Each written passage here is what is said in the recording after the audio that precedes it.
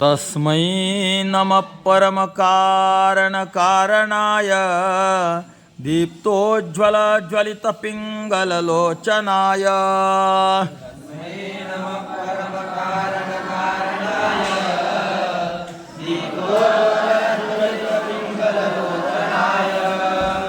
नागेन्द्रहारकृतकुण्डलभूषणाय ब्रह्मेन्द्र विष्णुवरदाय नमः शिवाय।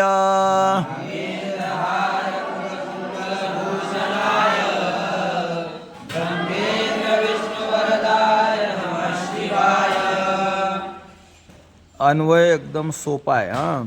पदच्छेद बघा असा आहे. तस्मै नमः परमकारणकारणाय दीप्त उज्ज्वल ज्वलित पिंगललोचनाय नागेंद्रहार कृतकुंडलभूषणाय ब्रह्मेंद्र विष्णू वरदाय नमः शिवाय.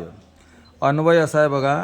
परमकारणकारणाय इथून पासून ते ब्रह्मेंद्र विष्णू वरदायपर्यंत एकच आकडा राहील खालच्या तुकड्यातला. 2 टाका तस्मै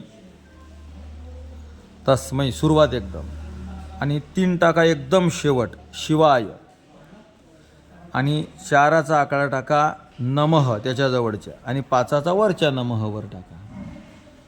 झाला अन्वय. बघा किती साधा सरळ आहे. परमकारणकारणाय नमस्कार करायचा आहे, आणि नमः स्वस्ती स्वधालम वषड योगाच्च आहे ना. ज्याला नमस्कार करायचा असतो त्याची कोणती विभक्ती होते? चतुर्थी. म्हणून ह्या सगळ्या चतुर्थी आहेत. कोण कसा हा महादेव? परमकारणकारणाय, कारणाचं सुद्धा हा परमकारण आहे. अजून दीप्तोज्ज्वल हा अत्यंत दैदिप्यमान आहे. अजून ज्वलित जाज्वल्य आहे. पिंगललोचन याचे पिंगळ्या रंगाचे डोळे आहेत. लोचन म्हणजे डोळे. असा असणाऱ्या या महादेवाला नागेंद्र हार, नागाचा इंद्र, इंद्र म्हणजे मालक, सगळ्या नागांचा जो मालक आहे सर्पराज, त्याचा हारकृत केलेला आहे. अजून कुंडल त्याचेच केलेले आहेत. अजून भूषणसुद्धा त्याचेच कृत केलेले आहेत. अशा महादेवाला अजून हा महादेव कसा आहे?